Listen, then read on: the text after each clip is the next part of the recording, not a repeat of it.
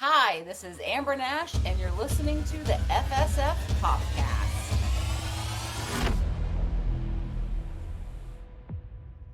Hello, guys, and welcome to the FSF Podcast. I'm Tim. I'm your host, and of course, Kathleen is here with me to help us introduce our guest this week, who is an amazing actress who just completed a 14-year run on the critically acclaimed series Archer as, of course, the character of Pam Poovey. She's also starring in a recent indie movie called How to Ruin the Holidays.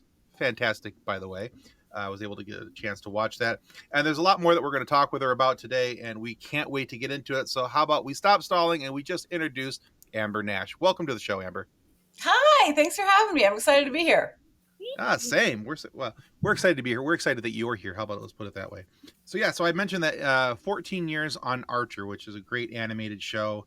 I was one of those shows that I remember when my oldest son started telling me he was watching it, and I was like, "Oh, you don't say." Yeah, and then he started quoting some of the things from Archer, and I was like, maybe not in front of your mother. Yeah, So cool. so yeah, but yeah. So he actually, my son Parker is the one who got me into Archer and watching it because he was telling me things about it, and I was like, I gotta check this out. Excuse me. So yeah, so that's how I got into it. But yeah, so that show has finally come to its conclusion. It's run for 14 years. It's been nominated and won a whole bunch of awards. And for the entirety of that time, you were Pam Poovey. So my question is for you: what is the greatest lesson that you learned playing the character of Pam Poovey, and what will you miss the most? Oh, that's such a great question. Um, I think the greatest lesson that I learned playing Pam Poovey is not to give a F. Like, just don't care. Like, she is who she is, and she doesn't care what you think or anybody else thinks, and she's gonna do what she wants, and she's got a huge heart. And I feel like just be yourself. Like, she really, and the thing is when they introduced the character of Pam in the first episode, the way that she was written made it seem like she was just there to like be the butt of a few jokes, and that was kind of the end of it. Like, she wasn't a very well developed character at the time, Right. and then she kind of grew into this character that was like, oh, we'll just have Pam do it. And so then she had all these cool things she could do after a while. And she became like this fan favorite that people loved, and like weirdly a sex symbol. And all of Mm-hmm. that was because she didn't care what people thought. And so I think that's why it's such a good lesson, is like she can be everything while not trying to be anything for anybody. And that I'm going to miss playing Pam because she's got such a big heart. It's so weird to talk about an animated character like this, but she's got such a big heart, and she taught a lot of people, I think, not to judge a book by its cover, and that you might be surprised by what's going on underneath that blonde hair. Well, I look at animated characters much the same I do as live action characters. If they're written well and performed well, you're gonna have a vested interest in them. Yeah. And so I think that's one of the great things and a testament to that show and your character of Pam is that she was written in such a way that not only I found her funny, but she was also, very, independent, and I could do what I need to do. And I don't, like you said, here is my field. Look, it is barren. I don't, there are none to give, and, Yes. I do appreciate that about her, and I think that that's a wonderful characteristic that I think a lot of people can really, you know, kind of attach to and say that's what I would either like to be, or that's what I I resonate most with her about. So Yeah, it's so true. And talking about like the characters and feeling the same way you would about a live action character, when we first started making the show, I remember asking Adam, like, well, what do you want her to sound like? And they're like, we want her to sound like you. And nobody's doing character voices on that show except for Adam, who is playing Gillette, and he's got like the most charactery voice. But if you hear him Right. talk in real life, he actually is a pretty Southern man. But it's because they wanted the characters to be real. They wanted it to be somebody that you feel like that is somebody that Hmm. you could encounter in a regular everyday scenario. And so it's great that that comes across, because that's exactly what they were going for. Because they wanted it basically to be um, oh, I just forgot the name of the show. Um, it'll come back to me. It'll circle around. I'll circle around. I feel like too though that they can sneak so many more life lessons into adult animation than we would be willing to listen to from like a sitcom. With Yeah, the no, I don't want to watch these people complain about their lives. Hey, but look, cartoon characters are doing the same thing, and now I'm going to pay attention, and now I'm going to listen. totally. They also, I think, got away with a lot more like dirty stuff. That if it was like two human beings doing it, they'd be like, Oh, "You for can't do sure. this," and Oh, for like there sure. was some sex scenes that were like, "Oh my god, you guys!" And they got away with them because it was animated characters. Just Yeah. a drawing. Yeah. There's so much of that show that would not have been aired if it was physical human beings, I think. But because it It was couldn't have been animated, they're done, like or would they're it like, be too expensive. yeah, like it's cartoon, no big deal. Yeah. Not real. Right. When an intimacy coordinator for a live action show would just be like, no, Yeah. no, that's No. we have Arrested no way to make Development. that safe. Arrested Development. They just basically Oh yeah. wanted this to be an animated version of Arrested Development with spies. I love that. Boy, that's my mind just went. I never thought of it in that way, but you know what? Yeah, I can see that now. I honestly never made that connection. That's Your fantastic. mind explosions have happened a lot lately, Tim. I'm a little concerned. Well, there's not much left there to explode, but on the other hand, our last few guests have really kind of keyed me into a few things. Where I'm like, shows that I have liked or characters that I have liked, and all these different things. Like we had author Frank Bedour on a little while ago, who writes a series of books that are like a modern retelling of Alice in Wonderland, and it's really very cool. And he is very in depth on all things Alice in Wonderland. And there was things that happened in the movie The Matrix that I did not realize that were Alice in Wonderland adjacent or like directly involved with Alice in Wonderland. He's like, oh yeah, heavily involved, and he started laying them all out, and it was like, I'm like, I've only got so much left. Fireworks. Please stop. 4th of July fireworks spectacular inside Yeah, Jim's pretty skull. much. Yeah. Like, what isn't being killed by bourbon at night is getting killed by this guy right now. So, the fact I'm able to string together sentences some days. Oh, goodness. So, Amber, your work on Archer was scripted in a vocal booth, which seems to be the exact opposite of your live acting improv, which I think sounds like a lot of fun. And you do have some experience, if I understand correctly, doing the improv. So, what is it that you enjoy about comedy improv, and what can we all do to support it as an art form? Oh God, I came up doing improv. The only reason I'm an actor is because I started at an improv theater, and I learned everything that I know about theater doing improv and working at a theater, because it's also Dad's Garage is the theater that I'm from in Atlanta, and we're an improv theater, but we're also a theater that does fully scripted productions of shows too. They're always comedy, but they're written by our company members for the most part. And the thing, I mean, improv is just so now, after years of having done improv, and I still do, I'm actually going to do a show tomorrow night. Like I still am on stage all the time.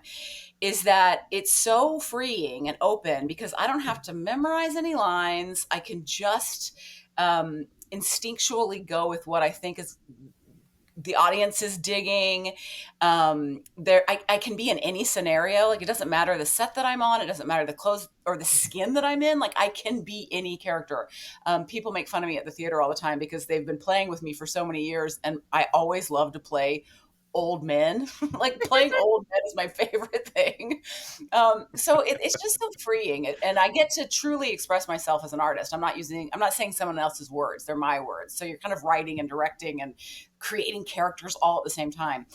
So it is really truly wonderful. There's plenty of bad improv out there, just like there's plenty of bad comedy, but I think supporting local theater is so important because people think, like, I was doing a show in Vegas last summer, and we were talking about how lots of people go to Vegas and they're like, well, I'm going to go see a show while I'm in Vegas, but they would never see a show at home. And it's like, why not? You've got definitely something, Mhm. because there's live theater that happens everywhere. And so, people don't think about, especially younger people, like, theaters for old folks. But going to see a theater show, there's so much great comedy in every town. There's definitely comedy going on in every single town. And, especially like university towns, there's always some university improv groups. And it's a really lovely thing that you're sharing that one night with just the people that are in that room, especially in an improv show. And so I really encourage people to go out and see what's going on in their community, because you never know. You might see the next, person that's going to be on SNL, or you might see the next movie star. So it is a really wonderful way, or a gem that maybe nobody else is going to see. It's just somebody that you and your town get to appreciate.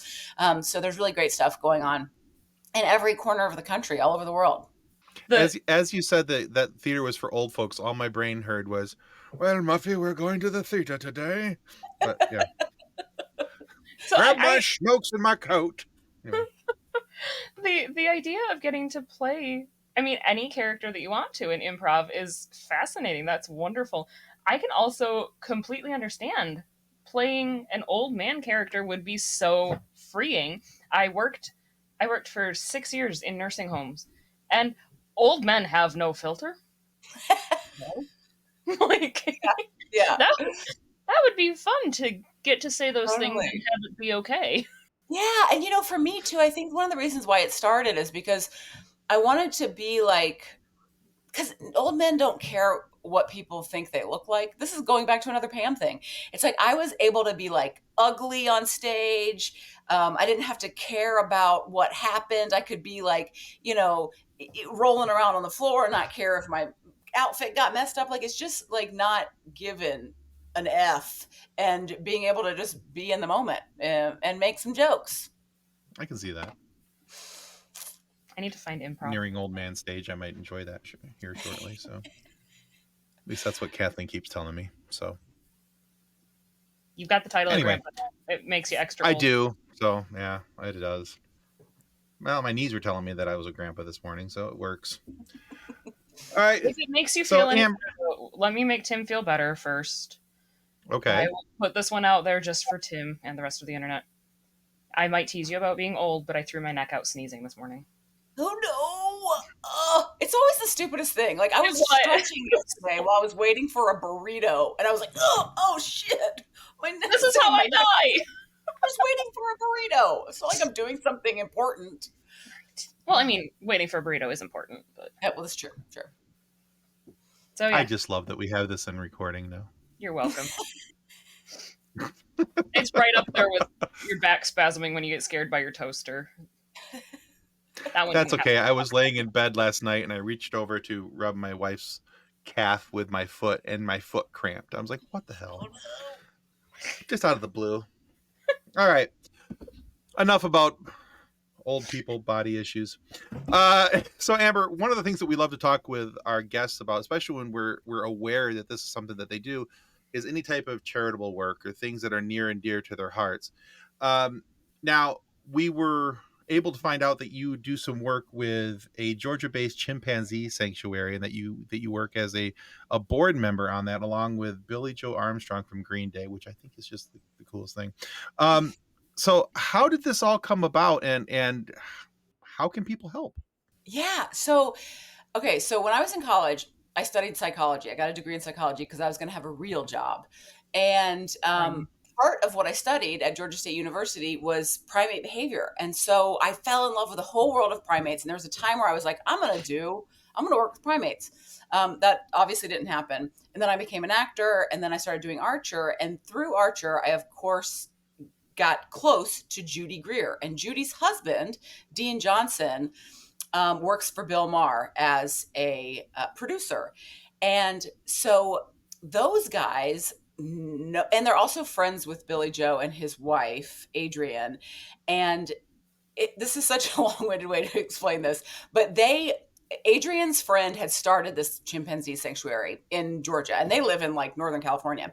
So, because Dean and Judy knew about this place and were big supporters of it, they were like, we were at dinner one night after like an award show for Archer, and they were talking about chimps. And I was like, whoa, I have an interest in chimps. And they're like, oh my God, we're supporters of this chimpanzee sanctuary that's really close to Atlanta. It's like 2 hours north of Atlanta.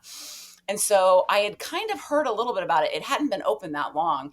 And I was like, wait a minute, I think I know about this place. And they're like, you need to go, you need to find out all about it. So they got me in touch with the people at Project Chimps, and I went and did a tour. And literally, the first time I stepped out of my car, we're in the North Georgia mountains out in the middle of nowhere. And I opened my door and I could hear chimps like screaming in the distance. And it was like, it was so jarring because you're in North Georgia and you're like, I know chimps don't live here Right. naturally. And the sound of them was so incredible. And I just immediately started crying. And I got to see the facility, and it's an amazing, beautiful place. And so in 2016, it became illegal to do research on chimpanzees because captive chimpanzees were put on the endangered species list. So there was all these chimps in laboratories all over the United States that needed a place to go. And so some sanctuaries popped up. Some existing sanctuaries took in chimps because there was hundreds of chimps.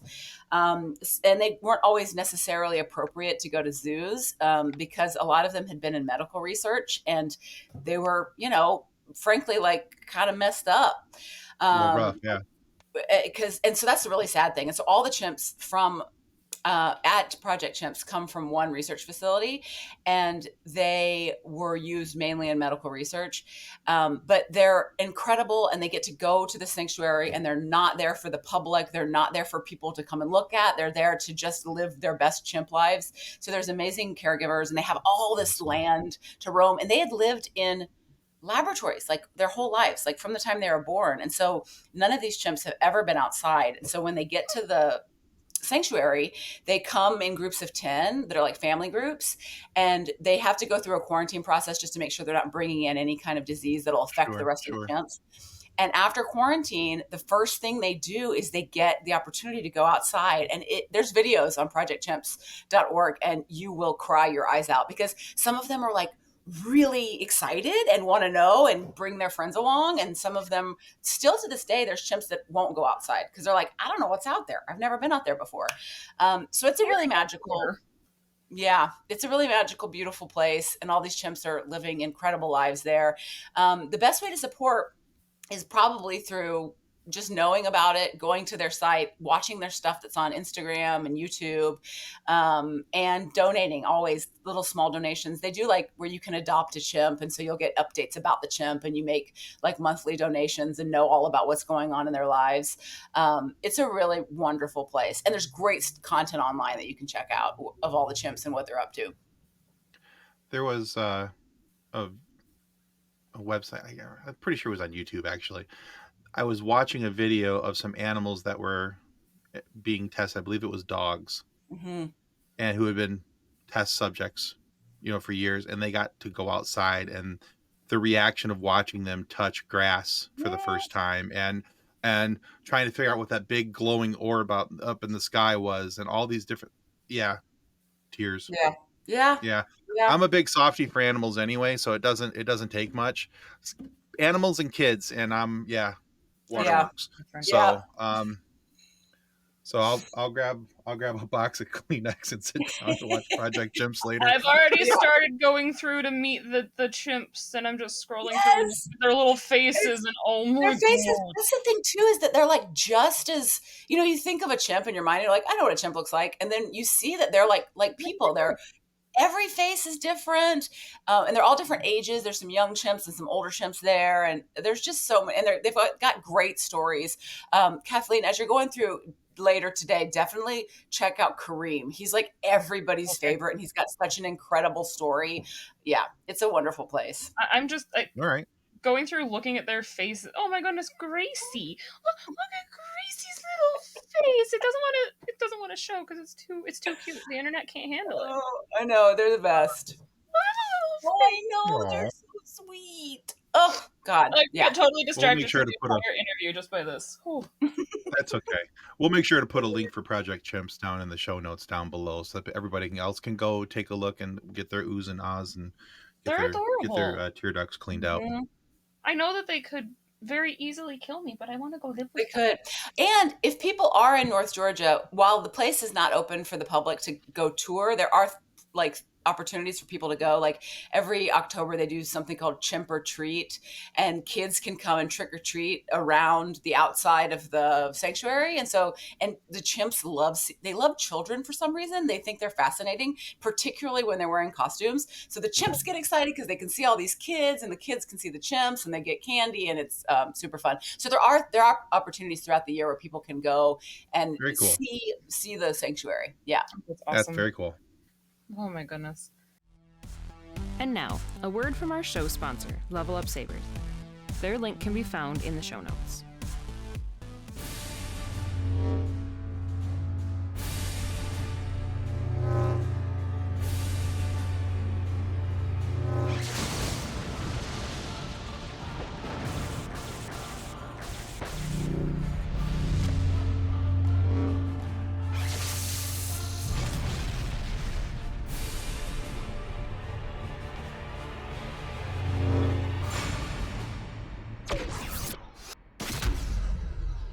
So, rewinding a little bit to talk about Archer again, there are people who go to conventions dressed as Pam, which is super cool.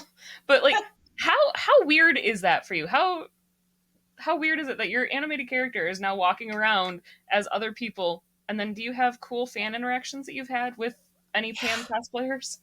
Yeah.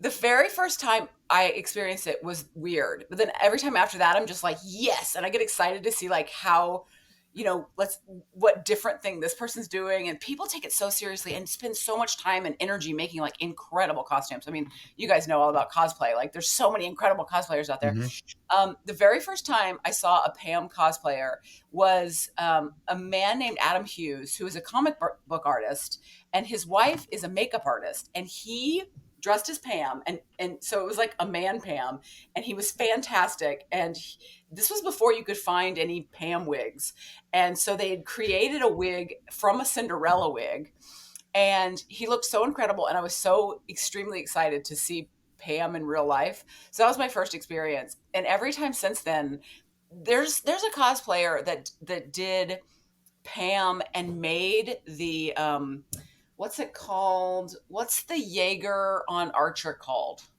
Jägermeister. They have a different name for it. I can't remember what it is. But they have the Jägermeister machine that Pam was Okay. carrying around that they made out that actually worked and dispensed Jägermeister. Like just incredible stuff.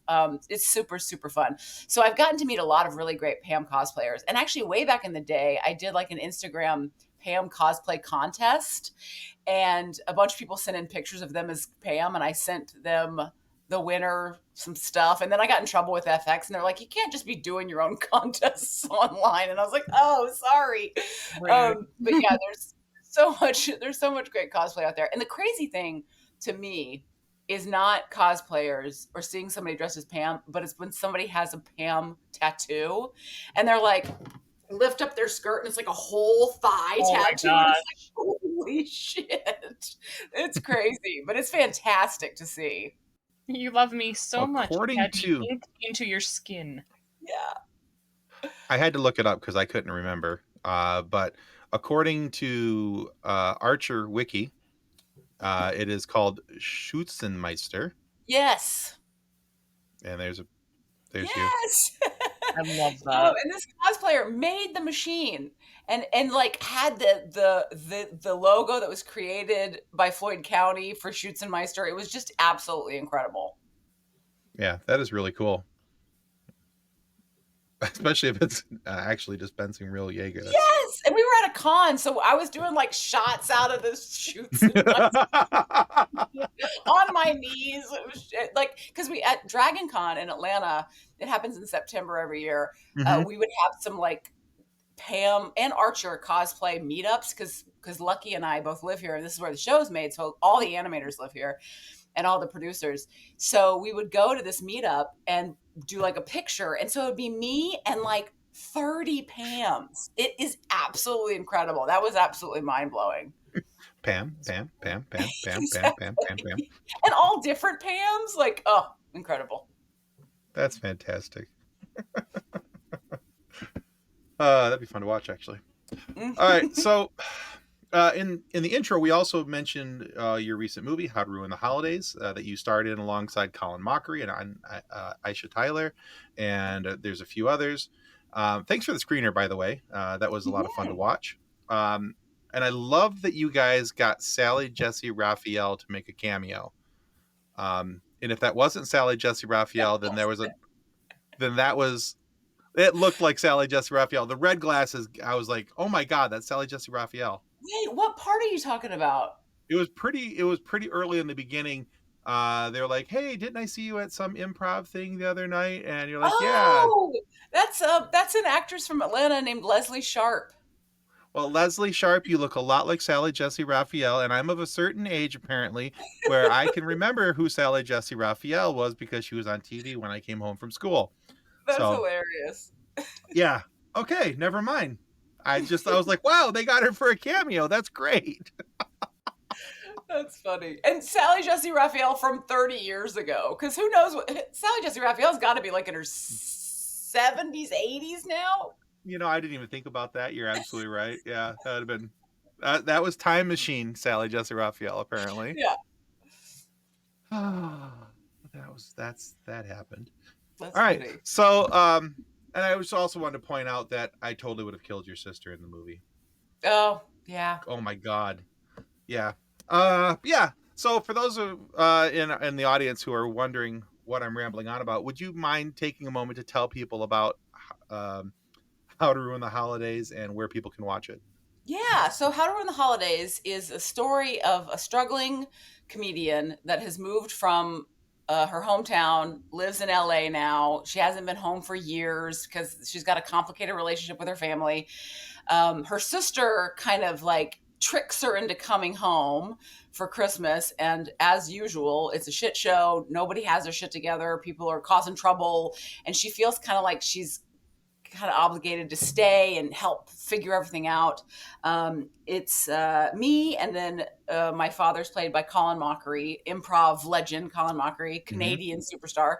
My sister's played by Kate Lambert, and then I have a brother with special needs who's played by actor with special needs Luke Davis, who's an incredible actor. He does a phenomenal job. Yeah, he's so good. He's so great at it.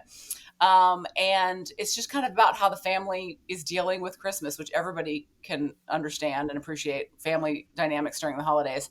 And it's funny, but it's also sweet and heartfelt. And it was written by my husband, Kevin Galeese, based on a lot of stuff from his own life. He grew up with a brother with special needs. And the character's named after him, Mark. And yeah, it's available on Amazon. I know that people probably don't want to watch a holiday movie in the middle of, February, but you can wait until later in the year and it'll probably still be on Amazon, if not other places by then too. Well, I watch National Lampoon's Christmas Vacation almost year round, so that really doesn't much matter to me. It is one of my favorites too. It's just there, yeah. And yeah, Colin Mockery, by the way, in this is fantastic. It's kind of weird at some points to kind of see him be a serious actor because I'm not used to him. It's like the first time I ever saw Jim Carrey do something serious. I'm like, this just doesn't feel right. Yeah. But you come around to it very quickly with Colin because he's such a likable character and such a likable actor. You buy into him as in the role of your father very quickly. Once you get past the whose line is it anyway portion of your brain with Colin, it's very, very enjoyable with him. Yeah. And by the way, I also want to point out that if he actually had to drink a Miller Lite with an egg mixed into it, the man needs a raise because I about threw up. I was like, oh god. I think part of the reason why he's so likable on camera is because he genuinely is an incredibly likable, wonderful person in real life. And when we were shooting that scene, because it's Miller Lite eggnog and a raw egg. He's such a champ. He didn't not.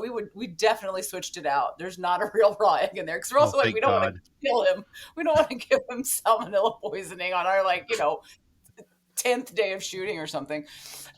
He's such a champ, so wonderful, and worked for nothing, and was just like the best. He's such an incredible guy. And we when Kevin wrote the part for Colin, because we were like we asked Colin if he would do it. Kevin wrote the part for him, and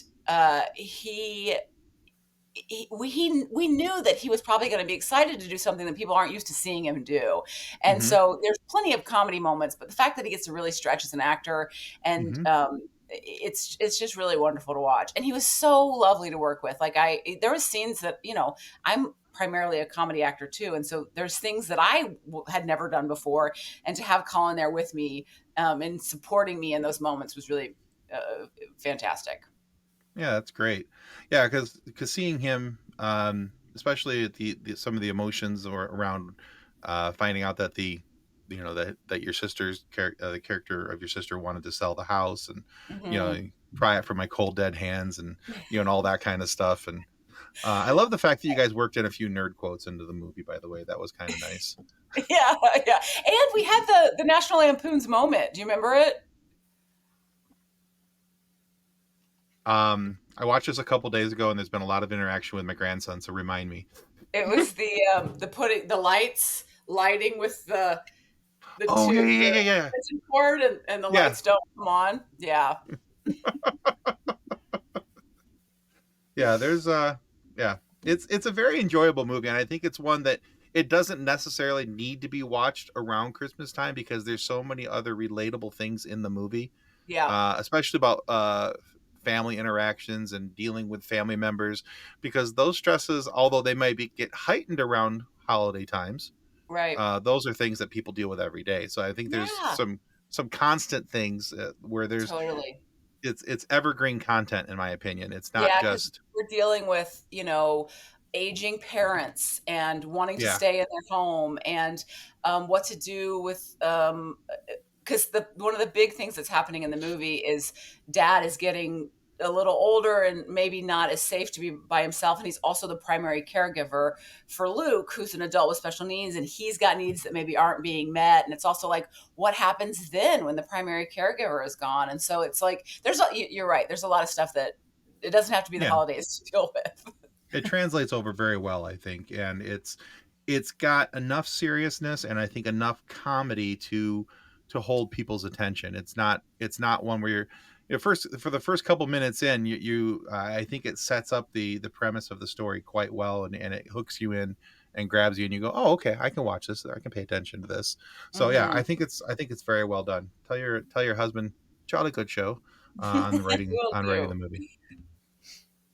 So, looking at everything that we've talked about tonight and everything that we haven't, there's a lot of stuff in your career that we haven't talked about. But a voice actor, a stage performer, an advocate for chimpanzees. If you could give a wow, if you could give a piece of advice to someone on a similar course as you have been, or a piece of advice to your younger self, what would it be? Wow.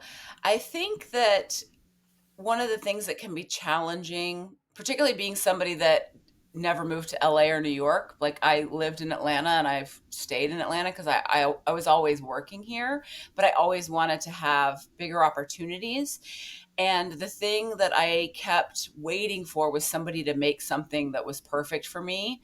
And I would have been waiting for the rest of my life. So the path that I took, which I would totally encourage people to take if they can, is to make your own stuff, create your own opportunities. Find ways to do what you want to do, even though it might not be on the scale that you want it to be, to show people what you're capable of, and not wait for somebody to be like, "Here's the perfect thing that's going to change the trajectory of your career." To just make your own stuff. And I learned that through just being an improviser and going to the theater every night and doing shows for an audience and figuring out what people like and what my comedic voice was. So I think it's make your own stuff. Do what you love. Don't wait for somebody to tell you it's okay to do it and they want you to do it. Do it because you want to do it. And you might not have the audience size that you want. And so many people are doing that now. And this wasn't around when I first started doing it on social media. So it's like there's this huge audience now for people to like put their stuff out there, and a lot of people are and having great success at it. So yeah, do the thing you want to do, whether or not people want you to do it or not. I love that. That's great Like, advice, honestly. I feel like teenage me needed that too. Mm-hmm. Do what you want. Oh goodness. Yeah, because things aren't always going to be perfect. You're never going to find the right perfect thing, and like you said, waiting for the thing that's going to change the trajectory of your life. I think that's a rather rare thing in all walks of life, where you Yeah. get that golden goose to just sit down in front of you and go, okay, here it is, enjoy. So most people, I think, who have found some level of success is because they've worked for it, they've pushed for it, they've reached for it, they're earning it. Yeah. So I think that's really good advice. Thank you. All right, Amber, we have one final question for you. Okay. And we call this one our silly question. See, because the rest of them were kind of serious. And so this one is our silly question. Okay. And Kathleen and I decided to ask this question of our guests because she had noticed that at a certain point in life, people stop asking you this question. And well, frankly, we think it's a damn shame and that you should be asked this question always. Okay. So the question is, Amber Nash, what's your favorite dinosaur? Oh, wow. I think I'm a pterodactyl gal. Ooh, that's Yeah. one we haven't gotten yet. Really? Yeah, I don't think we have gotten that one. I haven't pterodactyl yet. Yeah, I think they're amazing, and I think that they're probably still around. They're still around, guys. Just watch the History Channel. There's lots of shows that talk about how pterodactyls are still probably around. Mothman, that's probably just a pterodactyl. Ooh. You know? Well, we're from Michigan, so Mothman's a really pretty big thing over here. So, Is it really? oh, horribly so. That's great. That's great. Yeah, especially as you get closer to the bridge, or on the Lower Peninsula, going to over the Mackinac Bridge into the UP. Yeah, really big in the UP. Wow. There's this funny little chunk right in about here. Mm-hmm. Yeah, where it's all Mothman all the time. Well, it's probably just a pterodactyl. I would believe that there were pterodactyls in northern Michigan. Of all the places in the world, northern Michigan is, of course, where they're still at. We just think that they're geese.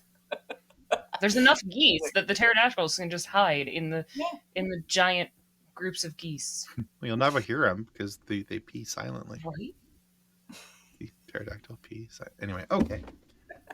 You may have been. I'll give up. I give up. You may have been increased to granddad, but your dad jokes are. Oh yeah. No, I still work with the dad jokes. It's kind of my shing. It's what I do. Oh my goodness. Amber, thank you so much for being on the show with us today. We have enjoyed this conversation so much. Yeah. Where can our viewers and our listeners go to find out more about you and your work? You can follow me on Instagram, Amber C. Nash. Also on Twitter X, is that what it's called? X. I'm Twitter. On TikTok, but I don't post very much, but I want to change that. So I'm going to start posting more on TikTok. So Amber C. Nash, just about everywhere, and you can find out what's going on. Awesome. Right, well, we cool. will link your socials. We're also going to link for the chimpanzee sanctuary because I've already started doing which one of them can I sponsor? Mm-hmm. It's a great Christmas gift. Somebody wants to know what to get you for Christmas. I love that idea. Love that That's idea. great. All right, guys. We just want to remind you that subscribing is the most important thing you can do. It helps us to continue our show, helps it to grow, helps us to get amazing guests like Amber Nash here today. This has been fantastic. And all these moments for you guys to be able to laugh at and listen to and enjoy. So please click the like and subscribe button as you watch this video. And be sure to go check out the chimpanzee sanctuary. Grab your box of tissues, go cry and watch the chimpanzees, because I'm going to do that as soon as I click the end button. I'll be going and checking that out. But there's a lot of cool things happening over there. So make sure you do that. And Amber, again, thank you for your time. Thank you for making some time for us and coming on the show today. Thanks, All right. guys. They also have an Amazon wish list for the chimpanzees. Yeah, you can send them like cashews and toys and all kinds of stuff. Well, that's going in the links too. All right. That's all going in there. All right, guys, support the chimpanzees. Goodbye. Bye. Copyright 2024 FSF Podcast. Reference to any specific product or entity mentioned on this podcast does not constitute an endorsement or recommendation by FSF Podcast. The views expressed by guests are their own, and their appearance on the program does not imply an endorsement of them or any entity they represent. If you have any questions about this disclaimer, please contact us via email at info@fsfpodcast.com.